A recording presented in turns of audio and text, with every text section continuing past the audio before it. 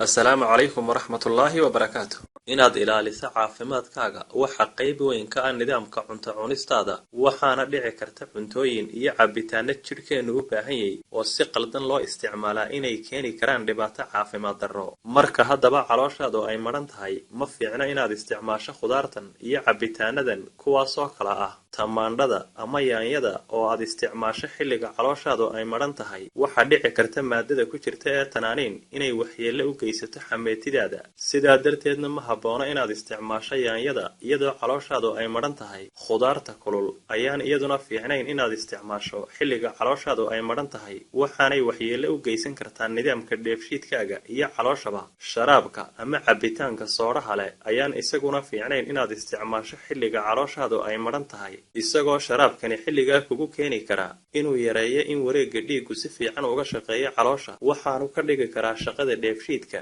mid gaabisa baradhada macaan ayaan iyaduna fiicnayn inaad isticmaasho xilliga calooshaadu ay maran tahay cuntooyinka fudud ee macmacaanka ee sonkortu ay ku badan tahay oo aad isticmaasho xilliga calooshaadu ay maran tahay waxay keeni karaan inuu jidhkaagu awoodi waayo inuu soo saaro inta uu uga baahan yahay ansuliinta waxaanay keeni karaan inay si lama filaana u kacdo sonkorta jidhkaagu isla dhinaca kalena waxa sanadihii u dambeeyay aad u batay dadka ka cabanaya xanuunka gaastariga noocyadiisa kala duwan waxaana jira waxyaabo lagula taliya inay isticmaalaan dadka ka cabanaya xanuunkaasi iyo sidoo kalena waxyaabo looga digay inay isticmaalaan dadka ka cabanaya xanuunkaasi waxaanaynu muuqaalkeennan kusoo qaadan doonaa 6 shay oo looga digay inay isticmaalaan dadka ka cabanaya xanuunka gaastarigu cabitaanka qaxwaha bunka ayaa lagu sheegay maadada ku jirta ee kafeeintu inay ilaa xad kordhiso ay siidho qofka ku kordhin karta xanuunka gaastariga waxaana lagula taliyay dadka qaba xanuunkaasi inay ilaa xad yaraystaan cabitaanka qaxwaha bunka dhinaca kalena cuntooyinka dhandhanaanka